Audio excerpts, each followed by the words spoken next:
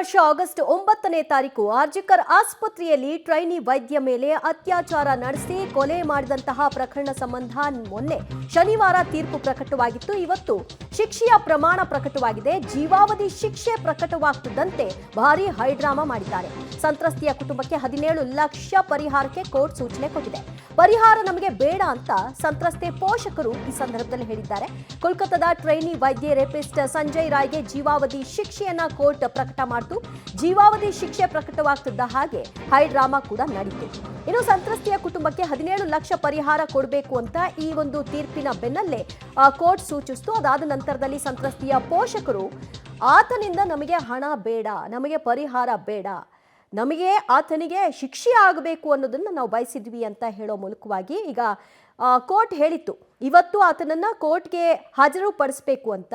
ನ್ಯಾಯಾಂಗ ಬಂಧನದಲ್ಲಿ ಇರಿಸಲಾಗಿತ್ತು. ತೀರ್ಪಿನ ನಂತರದಲ್ಲಿ ಸೋಮವಾರಕ್ಕೆ ಕೋರ್ಟ್ಗೆ ಕರೆತನ್ನಿ ಅಂತ ಹೇಳಿತ್ತು. ಆ ಹಿನ್ನೆಲೆಯಲ್ಲಿ ಕೋರ್ಟ್ ಕರ್ಕೊಂಡ್ಬಂದಿದ್ರು. ಕೊನೆಯದಾಗಿ ಅವನ ಒಪಿನಿಯನ್ನ ಕೂಡ ಈ ಸಂದರ್ಭದಲ್ಲಿ ಕೋರ್ಟ್ ಕೇಳಿದಾಗ ನನ್ನ ಮೇಲೆ ಬಂದಿರುವಂತಹ ಆರೋಪ ಸುಳ್ಳು, ನಾನು ಅಪರಾಧಿ ಅಲ್ಲ, ನಿರಪರಾಧಿ ಅಂತೆಲ್ಲ ಹೇಳ್ಕೊಂಡಿದ್ದ. ಈ ಬಗ್ಗೆ ಮತ್ತಷ್ಟು ಮಾಹಿತಿ ಪಡೆಯೋಣ ನಮ್ಮ ಪ್ರತಿನಿಧಿ ಶಬ್ಬೀರಿಂದ. ಶಬ್ಬೀರ್, ಕೋರ್ಟ್ ಸೂಚನೆ ಮೇರೆಗೆ ಅಪರಾಧಿಯನ್ನ ಇವತ್ತು ನ್ಯಾಯಾಲಯಕ್ಕೆ ಕರ್ಕೊಂಡ್ಬರಲಾಗಿತ್ತು. ಈ ಸಂದರ್ಭದಲ್ಲಿ ಯಾವ ರೀತಿಯಾದಂತಹ ಡ್ರಾಮಾ ಮಾಡಿದ್ದಾತ?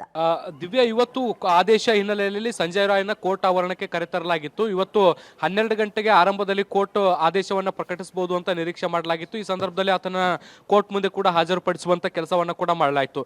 ಇವತ್ತು ಕೂಡ ಎಂದಿನಂತೆ ಆತ ನಾನು ಯಾವುದೇ ತಪ್ಪನ್ನ ಮಾಡಿಲ್ಲ, ನನಗೂ ಇದಕ್ಕೂ ಕೂಡ ಯಾವುದೇ ರೀತಿಯಾದಂತ ಸಂಬಂಧ ಇಲ್ಲ, ನಾನು ಯಾವುದೇ ಅತ್ಯಾಚಾರ ಅಥವಾ ಕೊಲೆಯ ಪ್ರಕರಣದಲ್ಲಿ ಭಾಗಿಯಾಗಿಲ್ಲ, ಈ ಒಂದು ಅತ್ಯಾಚಾರ ಕೊಲೆ ಮಾಡಿದವರು ಬೇರೆ ಅನ್ನುವಂಥ ನಿಟ್ಟಿನಲ್ಲಿ ತನ್ನ ವಾದವನ್ನು ಕೂಡ ಅಲ್ಲಿಡುವಂಥ ಪ್ರಯತ್ನವನ್ನ ಮಾಡ್ದ.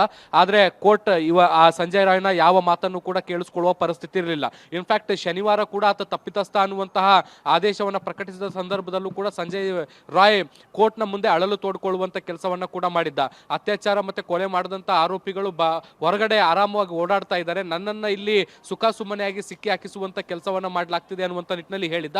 ಇವತ್ತು ಕೂಡ ಅದೇ ನಿಟ್ಟಿನಲ್ಲಿ ಸಂಜಯ್ ರಾಯ್ ಅಳಲನ್ನ ತೋಡ್ಕೊಂಡಿರುವಂಥದ್ದು ಕೋರ್ಟ್ ಮುಂದೆ. ನಾನು ಯಾವುದೇ ರೀತಿಯಾದಂಥ ತಪ್ಪನ್ನ ಮಾಡಿಲ್ಲ, ಪೊಲೀಸರು ನನ್ನ ಬಳಿ ಒತ್ತಾಯಪೂರ್ವಕವಾಗಿ ಹೇಳಿಕೆಗಳನ್ನ ಪಡ್ಕೊಂಡು ಅಲ್ಲಿಂದ ಸಹಿ ಹಾಕಿಸಿಕೊಳ್ಳುವಂಥ ಕೆಲಸವನ್ನ ಕೂಡ ಮಾಡಿದ್ದಾರೆ. ಇಲ್ಲಿ ಕೊಟ್ಟಿರುವಂಥ ಯಾವುದೇ ಹೇಳಿಕೆಗಳು ಕೂಡ ನನ್ನದಲ್ಲ, ಒತ್ತಾಯಪೂರ್ವಕವಾಗಿ ನಾನು ಈ ರೀತಿಯಾದಂಥ ಹೇಳಿಕೆಗಳನ್ನ ಕೊಟ್ಟಿದ್ದೇನೆ ಅನ್ನುವಂಥ ನಿಟ್ಟಿನಲ್ಲಿ ಅವರು ಏನು ಕೋರ್ಟ್ಗೆ ನ್ಯಾಯಾಲಯದ ಗಮನಕ್ಕೆ ತರುವಂಥ ಪ್ರಯತ್ನವನ್ನ ಮಾಡಿದ್ರು. ಕೋರ್ಟ್ ಯಾವುದೇ ಅಂಶಗಳನ್ನ ಇಲ್ಲಿ ಪರಿಗಣಿಸಲಿಲ್ಲ. ಯಾಕೆಂದ್ರೆ ವಿಚಾರಣೆಯ ಹಂತದಲ್ಲಿ ಪ್ರತಿ ಹಂತದಲ್ಲೂ ಕೂಡ ಸಂಜಯ್ ರಾಯ್ನೇ ಈ ಪ್ರಕರಣದಲ್ಲಿ ಭಾಗಿಯಾಗಿದ್ದಾನೆ ಅನ್ನೋದಕ್ಕೆ ಸಂಬಂಧಪಟ್ಟಂತೆ ಸಿಬಿಐ ಸಾಕಷ್ಟು ಸಾಕ್ಷ್ಯ ಪುರಾವೆಗಳನ್ನು ಕೊಟ್ಟಿರುವಂತಹ ಹಿನ್ನೆಲೆಯಲ್ಲಿ ಕೋರ್ಟ್ ಅಂತಿಮವಾಗಿ ಈತ ತಪ್ಪಿತಸ್ಥ ಅನ್ನುವಂಥ ನಿರ್ಧಾರಕ್ಕೆ ಬಂದಿದೆ. ದಿವ್ಯಾ, ಆರಂಭದಲ್ಲಿ ಪಶ್ಚಿಮ ಬಂಗಾಳ ಸರ್ಕಾರ ಈ ಒಂದು ಪ್ರಕರಣದ ತನಿಖೆಯನ್ನು ಸೂಕ್ತವಾಗಿ ನಡೆಸ್ತಿಲ್ಲ ಅಂತ ಹೇಳಿದ ಮೇಲೆ ಹೈಕೋರ್ಟೇ ಖುದ್ದಾಗಿ ಇದನ್ನ ಸಿಬಿಐಗೆ ವಹಿಸಬೇಕಾಗಿ ಬಂತು. ಮತ್ತು ಸುಪ್ರೀಂ ಕೋರ್ಟ್ನ ಮೇಲ್ವಿಚಾರಣೆಯಲ್ಲಿ ಈ ಕೇಸ್ ತನಿಖೆ ನಡೀತಾ ಇದ್ದಿದ್ರಿಂದ 57 ದಿನಗಳ ಒಳಗಾಗಿ ಈ ಒಂದು ವಿಚಾರಣೆ ನಡೆದು ತೀರ್ಪು ಕೂಡ ಪ್ರಕಟ ಮಾಡಿರೋದ್ರಿಂದ ಇಷ್ಟೆಲ್ಲ ವ್ಯಾಪಕ ಆಕ್ರೋಶ ಏನು ವ್ಯಕ್ತವಾಗ್ತಿತ್ತು ಶಬೀರ್, ಈಗ ಅದೆಲ್ಲದಕ್ಕೂ ಕೂಡ ಒಂದು ಜಸ್ಟಿಸ್ ಸಿಕ್ಕಿದೆ ಅಂತ ಹೇಳ್ಬೋದಲ್ವಾ? ಹೌದು, ಅತ್ಯಾಚಾರ ಮತ್ತೆ ಕೊಲೆ ಪ್ರಕರಣಗಳಾದಂತಹ ಸಂದರ್ಭದಲ್ಲಿ ನ್ಯಾಯದಾನ ಅನ್ನುವಂಥದ್ದು ಬಹಳಷ್ಟು ವಿಳಂಬ ಆಗುತ್ತೆ ಅನ್ನುವಂಥದ್ದು ಸಾರ್ವಜನಿಕ ವಲಯದಲ್ಲಿದ್ದಂತಹ ಆಕ್ಷೇಪಗಳಾಗಿತ್ತು. ಮತ್ತೆ ಈ ತರದ ಪ್ರಕರಣಗಳಲ್ಲಿ ಇಮಿಡಿಯೇಟ್ ನ್ಯಾಯದಾನಗಳಾಗಬೇಕು ಅನ್ನುವಂಥ ನಿಟ್ಟಿನಲ್ಲಿ, ಅಂದ್ರೆ ಎನ್ಕೌಂಟರ್ ಮೂಲಕವೇ ಉತ್ತರ ಕೊಡಬೇಕು ಅನ್ನುವಂಥ ನಿಟ್ಟಿನಲ್ಲಿ ಜನರ ಆಕ್ರೋಶವೂ ಕೂಡ ಇತ್ತು. ಆದ್ರೆ ನಮ್ಮ ವ್ಯವಸ್ಥೆಯಲ್ಲಿ ಎನ್ಕೌಂಟರ್ ಮೂಲಕ ಉತ್ತರವನ್ನ ಕೊಡ್ಲಿಕ್ಕೆ ಸಾಧ್ಯ ಇಲ್ಲ, ನ್ಯಾಯದಾನದ ಮೂಲಕವೇ ನಾವು ಆದೇಶಗಳನ್ನ ಕೊಡಬೇಕಾಗುತ್ತೆ, ತಪ್ಪಿತಸ್ಥರನ್ನ ಶಿಕ್ಷೆಯನ್ನ ಗುರಿಪಡಿಸಬೇಕಾಗುತ್ತೆ. ಹೀಗಾಗಿ ಫಾಸ್ಟ್ ಟ್ರ್ಯಾಕ್ ಗಳ ಮೂಲಕ ವೇಗವಾಗಿ ಈ ಒಂದು ಪ್ರಕರಣವನ್ನ ವಿಚಾರಣೆಯನ್ನ ಮಾಡಬಹುದಾಗಿತ್ತು. ಅದಕ್ಕೆ ಈಗ ಒಂದು ಎಕ್ಸಾಂಪಲ್ ಸೆಟ್ ಆದಂತೆ ಕಾಣಿಸ್ತಾ ಇದೆ. ಆರ್ಜಿಕರ್ ಟ್ರೈನಿ ವೈದ್ಯ ಕೊಲೆ ಮತ್ತೆ ಅತ್ಯಾಚಾರ ಪ್ರಕರಣ ಏನಿದೆ, ಈ ಒಂದು ಪ್ರಕರಣವನ್ನ ಆದಷ್ಟು ಬೇಗವಾಗಿ ವಿಚಾರಣೆ ನಡೆಸುವಂತ ಕೆಲಸವನ್ನ ಕೋರ್ಟ್ ಮಾಡಿದೆ. ಕಳೆದ 5 ತಿಂಗಳು ಅಂದ್ರೆ ಆಗಸ್ಟ್ ನಲ್ಲಿ ಈ ಒಂದು ಪ್ರಕರಣ ನಡೆದಿತ್ತು. ಈಗ ಅಂತಿಮ ತೀರ್ಪು ಕೂಡ ಬಂದಿರುವಂತದ್ದು.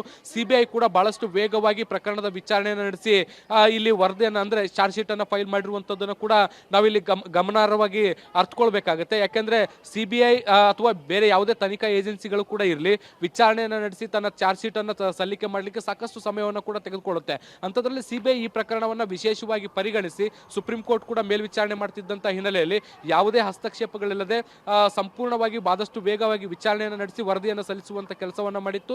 ಆ ವರದಿ ಆಧಾರದ ಮೇಲೆ ಏನು ಸಿಬಿಐನ ವಿಶೇಷ ಸೆಷನ್ಸ್ ಕೋರ್ಟ್ ಕೂಡ ಫಾಸ್ಟ್ ಟ್ರ್ಯಾಕ್ ಕೋರ್ಟ್ ಮೂಲಕ ವಿಚಾರಣೆಯನ್ನು ನಡೆಸಿ ಇವತ್ತು ನ್ಯಾಯದಾನವನ್ನು ಮಾಡುವಂತ ಕೆಲಸವನ್ನ ಮಾಡಿರುವಂತದ್ದು. ಸೊ ಇಡೀ ಪ್ರಕರಣ ನಡೆದು 5 ತಿಂಗಳಲ್ಲಿ ಈ ಒಂದು ನ್ಯಾಯದಾನ ಆಗಿರುವಂತದ್ದು ಸಾರ್ವಜನಿಕ ವಲಯದಲ್ಲೂ ಕೂಡ ಒಂದು ರೀತಿ ತೃಪ್ತಿ ತಂದಿರುವಂತದ್ದು. ದಿವ್ಯಾ.